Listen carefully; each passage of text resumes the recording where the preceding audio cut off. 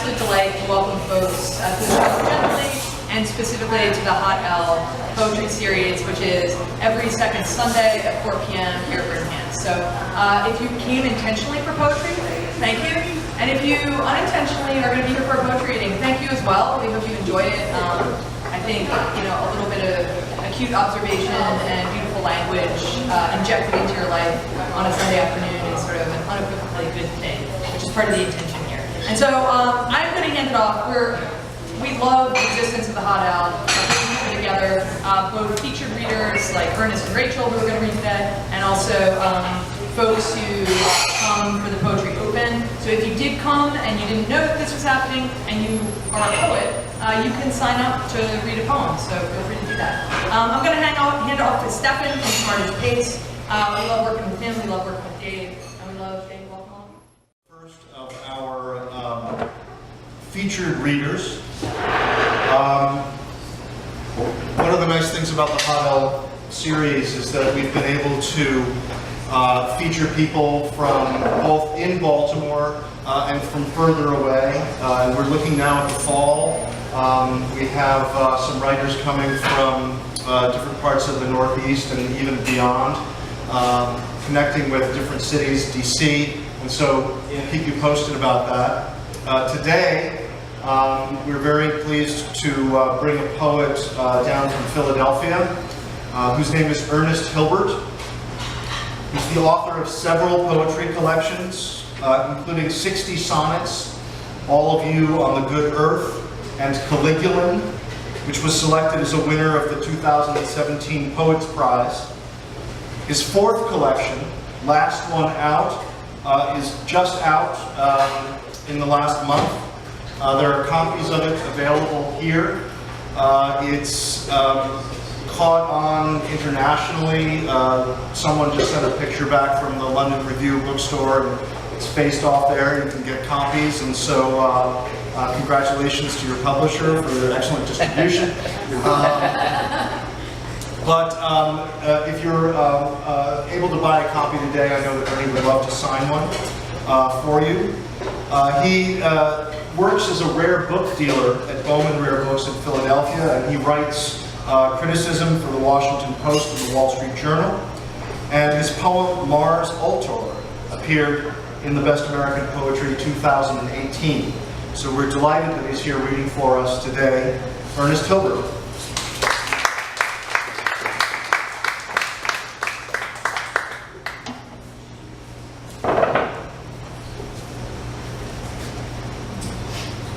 Thank you, David. And thank you all for being here.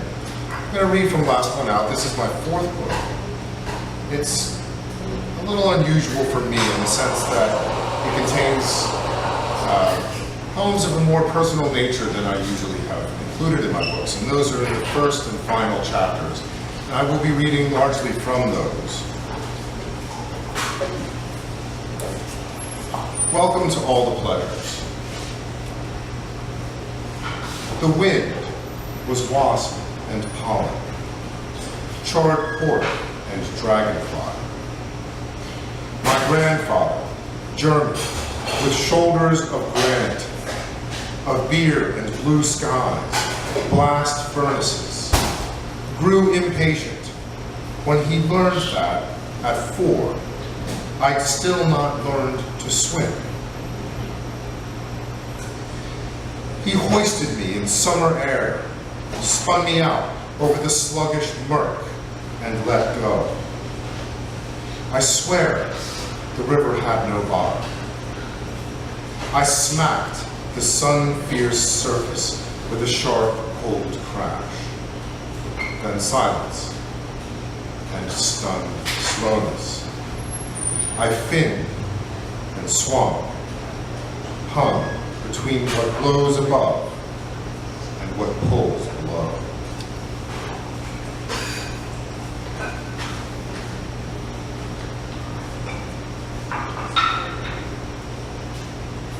Here's a poem about my father. He was a church organist, and sometimes when he was watching me, he would just bring me to the church, which was empty at night, of course. It was an Episcopal church in the town where I grew up, and he would practice on the organ while I was sort of just set free to do as I wished in this dark church. And so I wrote this poem about that memory. It's called Recessional. My father would leave the salt-encrusted Ford unlocked, the only car in the winter lot, and draw a key for the heavy church door. He'd click on a light over the organ where it glowed in black, like an anglerfish at the entrance to a cavern on the ocean floor. His eyeglasses lit white from the bulb. Bearded, he eased his bulk onto the bench, rifling folders of music in manuscript. The huge old organ rumbled chorales, roared enormous chords, stopping midway through a passage, consigning a long resonance from transept into the beamed vault of the nave, over the stone angel that shouldered the lectern, and silver vases emptied of fern and tulip. In towering stained glass, lead outlines of apostles and the Ascension, lakes of green and violet, bright in morning light, rose blackened and cryptic. I explored while he scribbled notes on the sheets, at times a subtle oath or a cheerful ha, while working up his Bach arrangements. In a moment of boredom before the looming pulpit, I saw that a boy as small as I could easily pass clear under the polished wooden pews. Never before would I have been so low to the floor and childlike, not at services with the adults. It felt like a discovery. I inched on my dusty belly under the cold pews, slipping from the safe gloom thrown by his light toward the deep and promising darkness.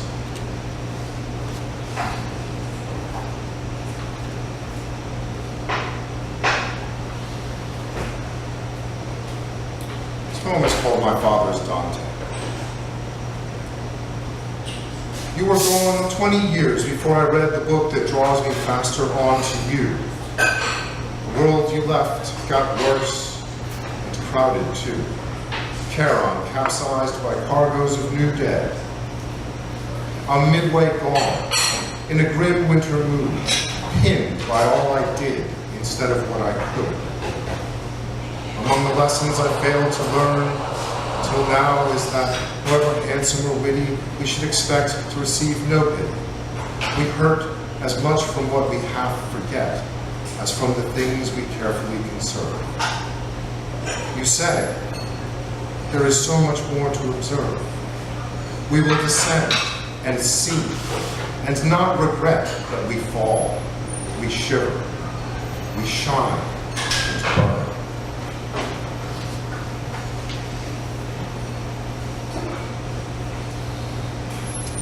This is a poem called Ship Bottom 1972, and it's inspired by a photograph that I found of my mother holding me when I was about 2 or 3 years old on the beach.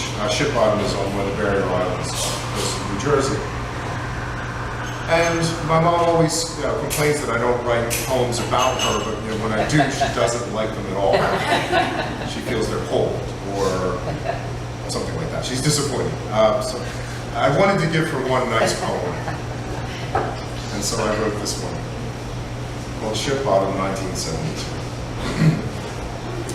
The photos since softened to amber, holding light like honey, its colors long ago drawn from trees, aged in the intervening years by acids in the air.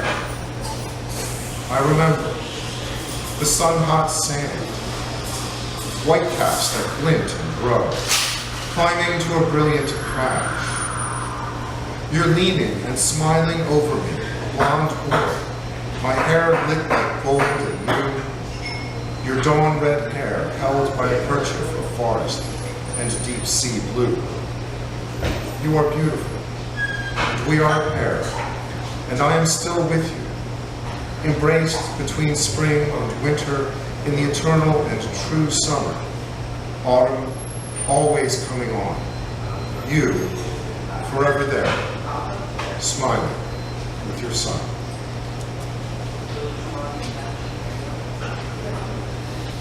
I'm going to read a poem called Great Bay Estuary. This is going to appear in the next issue of the Hopkins Review, which is edited by David Yazzie. So it made it out in the book before the magazine. Bring it out. Sometimes it happens. Production schedules and such. And it's called Great Bay Estuary. Chuckling gulls luffed up to swipe and hang in muggy air over the riverside's deadfall, jagged white as a splintered ice floe. A tern goes and returns like a boomerang across the scene. An eastern kingbird glides beside a dock cemented with guano. The dock's slats tilt down, disappearing at the end to rot in slow water. Nearer, a marsh wren sways on a thorny stem. From the northwest, curving along the broad river's bend, the startled dart of a fierce winged murder, scouting out or returning to its nest. 4 decades ago, I plied these waters with my father, he at the helm, running in early haze between black tar banks. Giant ho! The aluminum boom swings as my father's hand draws the tiller. The wake's V following. A metal rattle as my father cranks the winch. The thrill of holding on as we heel, and the sideways world is wind and bulrush, ghosts of petrified white cedars standing apart out in the endless mud, our keel roiling the black rock. In the murky hush of dusk, we arrive at a familiar landing.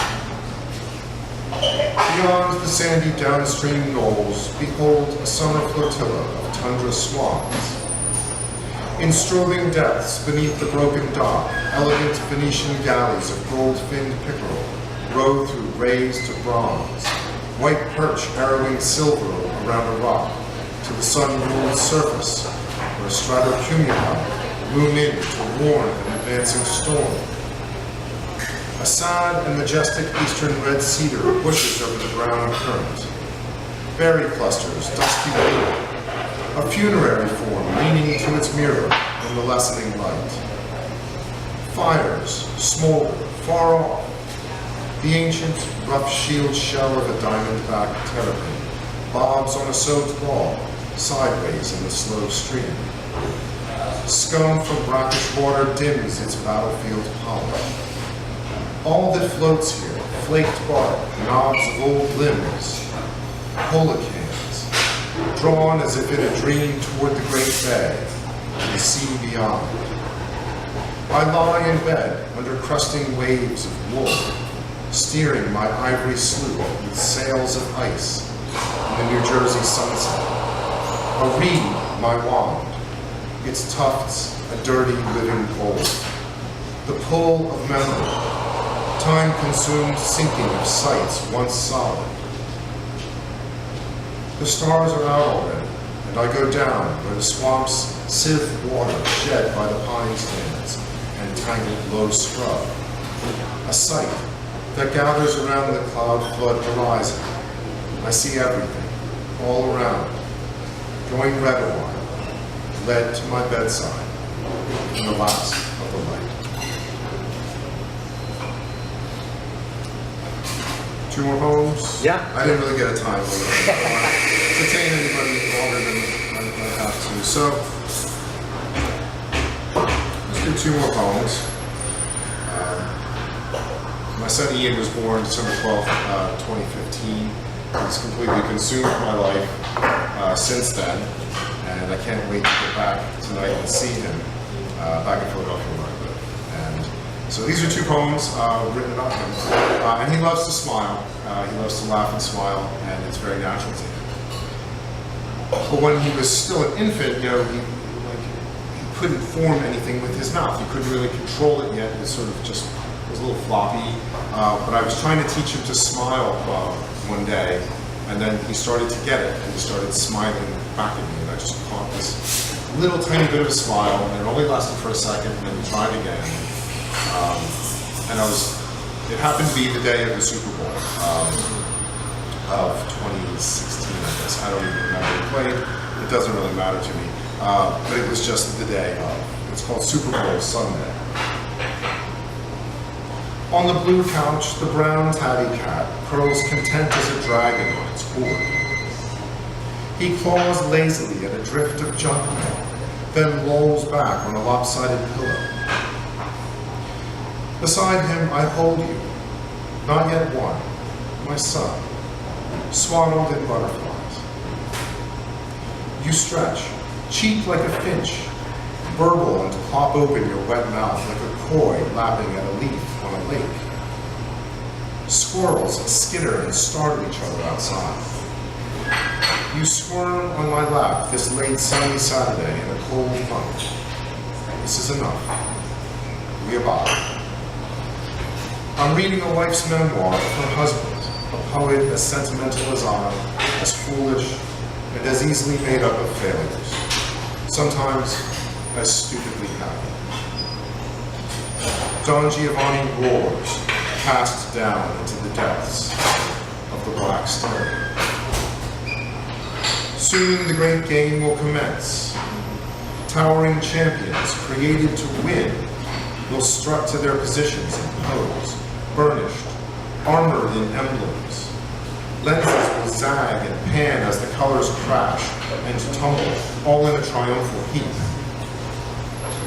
Already the light is leaving, and windows brighten across the street. In the edging dark, unsure, you imitate my smile in miniature. You're first. Not long held, but you will try again. The world is deep with unwon battles. Merciless and uncertain as our memories. I rise, cradling you, my son, carefully like a football in one arm as you yawn. Grope with my free hand for the switch. Your aquatic eyes give back the last of the light. And a moment, I myself seem slight and alive, restless and agile. The reckless lengths I ran so long ago, no longer gone. So long ago, that day, like you, in lightning and rivers, I began.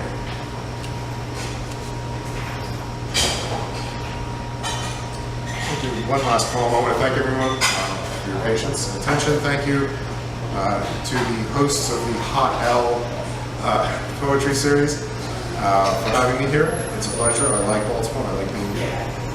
I look forward to hearing some more poems from some others after this.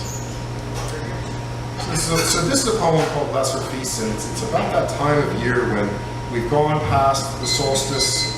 So technically the days are getting longer, but we're so deep in winter that we don't really feel it yet. It still feels like we're trapped in this cold, dark part of the year. But you know that things are getting better, and we're getting a little bit more daylight every day once you pass that solstice and returns. So this is Lesser Feasts for Ian. The house is cold today, a deep-rooted fortress.